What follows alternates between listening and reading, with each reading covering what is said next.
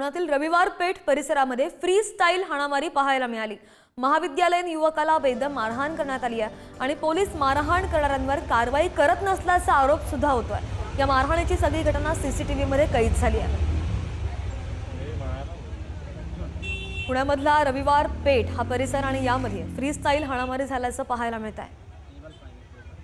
अधिकची माहिती घेऊन आमचे प्रतिनिधी ज्ञानेश्वर चौतमल आपल्या सोबत आहेत। ज्ञानेश्वर, दृश्य आपण पाहतच आहोत।